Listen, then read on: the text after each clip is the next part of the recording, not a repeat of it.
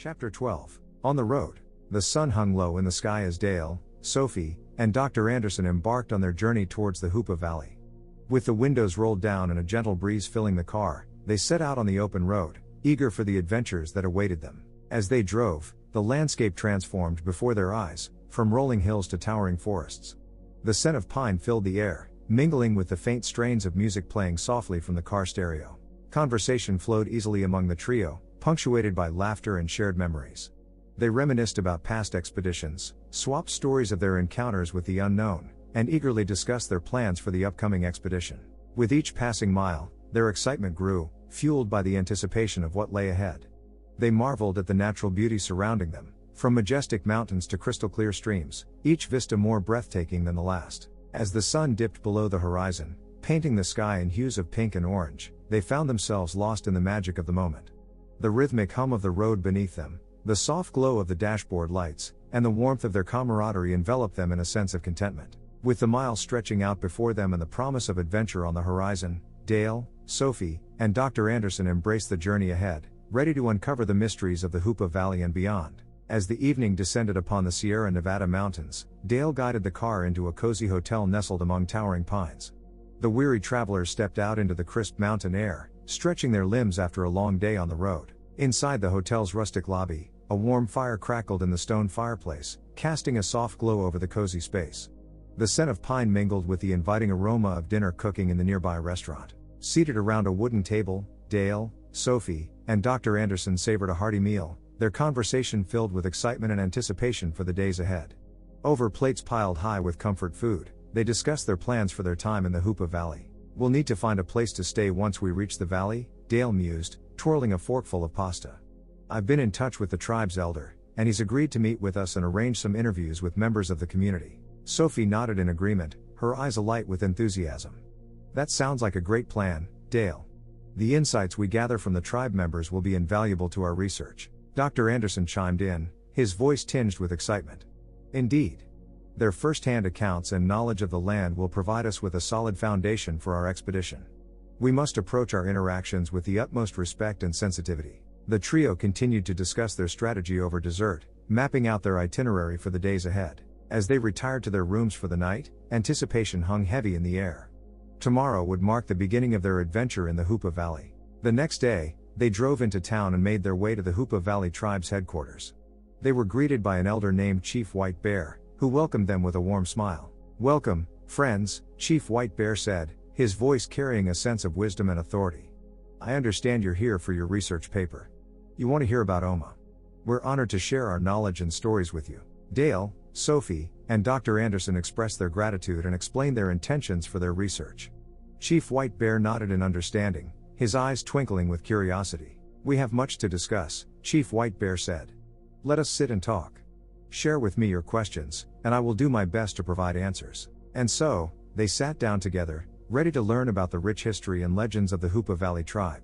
As Chief White Bear finished recounting some of the ancient oral history of the creature known to the Hoopa Valley Tribe as Omah, he looked at Dale, Sophie, and Dr. Anderson with a knowing gaze. "You know of Omah's existence yourselves, don't you?" Chief White Bear inquired, his voice filled with a mixture of curiosity and wisdom. Dale nodded solemnly, feeling a sense of respect for the elder's insight. "Yes, Chief White Bear. We've been conducting research on Omah for quite some time now. He has many names around the world. We have been calling him Bigfoot, but here we will call him Omah out of respect." He went on to provide a brief overview of their journey, recounting their discussions about the Patterson-Gimlin film, the legends of the Hoopa Valley Tribe, including the vocalization recordings from the 1970s and how they felt that there is a thriving community located nearby. Dale then detailed their findings in Canada, where they discovered ancient murals depicting the creature, and their expedition to Egypt, where they unearthed mysterious discs filled with information from the ancient Atlanteans and how they had turned away Omah in their time of need, and likewise Omah did the same to them. How the Serpentis Obscura, a mysterious organization, has been chasing them, trying to conceal the truth about Omah. Finally explaining that they feel that Omah might be able to decipher the discs. "And this," Dr. Anderson added, presenting one of the discs to Chief White Bear, "is one of the artifacts we found in Egypt. It's believed to be connected to Omah." Chief White Bear examined the disc with interest in his eyes, the ancient symbols carved into its surface. "These artifacts carry great significance," he remarked, his voice reverent. "I have seen some of these symbols in the past. My people believe these come from Omah. There is a cave deep in the mountains with some of those symbols painted on the walls. Sophie nodded in agreement. We believe that by studying these artifacts and learning from your people's ancient wisdom, we can gain a deeper understanding of Omah and its place in our world. Chief White Bear's gaze softened, a sense of understanding passing between them. The creature you seek is also known to us as Tina Kwang Soyani, which means, the big man who walks in the night. It is a guardian of our land, a symbol of strength and resilience.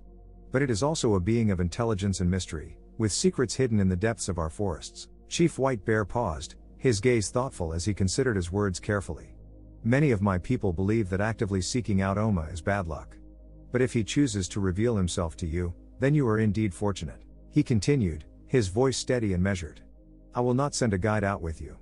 But I will allow you to venture into the forest with my blessing, knowing that you will respect our way, nature, and your surroundings. If Omah wishes to reveal himself to you, it will not be as a hunter seeking prey. It will be a meeting of equals, a connection forged through mutual respect and understanding. Chief White Bear's eyes narrowed slightly as he spoke of the Serpentis Obscura. As for the Serpentis Obscura, they will not be welcome in our lands. They seek to disrupt the balance of nature, and I will not allow them to interfere with your search for Omah here. Rest assured, they will be turned away should they attempt to trespass upon our territory. Chief White Bear's gaze softened, a hint of solemnity in his tone. It's important to understand that Omah may not wish to be found. He is a creature of the forest, bound by its rhythms and mysteries. If he chooses to remain hidden, we must respect his wishes. He continued, his voice carrying a sense of urgency. You will have 2 weeks to accomplish your goals. If, after that time, Omah has not revealed himself to you, you must accept that he does not wish to be found.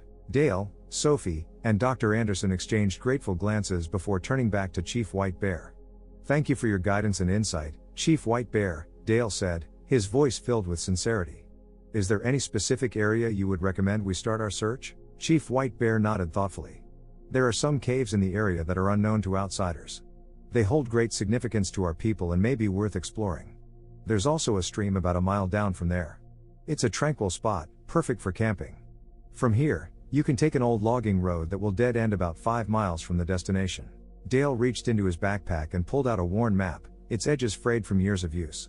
Unfolding it carefully, he laid it out on the table before Chief White Bear. Here's a map of the area, Dale said, pointing to the rugged terrain depicted on the paper.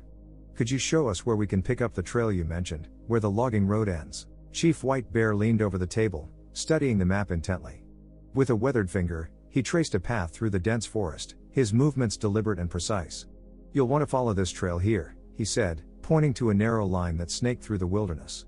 It starts where the logging road ends. It's about 5 miles to the river that I spoke of right here. It's a bit hidden, but if you keep a sharp eye, you'll find it. Dale nodded, taking note of the trail's location on the map and their destination, the river. Thank you, Chief White Bear. We'll make sure to keep an eye out for it. This will be incredibly helpful for our expedition. Chief White Bear offered a reassuring smile. I'm glad I could assist you. Remember, the forest can be unforgiving, but if you respect its ways, it will guide you true. Dale folded up the map and stowed it back in his backpack. They were one step closer to their goal, thanks to Chief White Bear's guidance. Thank you, Chief White Bear, Sophie said, her eyes reflecting gratitude. We appreciate your help and will take your recommendations into consideration. We'll make sure to show the utmost respect for the land and its inhabitants. Dr. Anderson added, your insight and blessing mean a great deal to us. We will do our best to honor your guidance and conduct our research with reverence. Chief White Bear nodded, a solemn expression on his face. May the spirits of the forest guide and protect you on your journey. Remember to listen to the whispers of the wind and the songs of the trees. They will lead you to where you need to be. With a final nod of gratitude, Dale, Sophie, and Dr. Anderson bid farewell to Chief White Bear, their hearts filled with determination and reverence for the journey that lay ahead. Hey, thanks for watching this video. I hope you are enjoying listening to this amazing story. If you are, please hit the like button as if it was the camera shutter, and Bigfoot was standing in front of you. And don't forget to subscribe to this channel for more awesome content like this. I have many more chapters and books I would love to share with you, so stay tuned. By subscribing, you'll also help me reach my goal of 3,000 subscribers and get a chance to win free merch. So what are you waiting for? Can't you hear it, the sound of adventure? Hit the like button and subscribe now. Take up the call, I know y'all can hear it. I'll see you in the next video. Thank you very much, your support is important to me and helps me out greatly.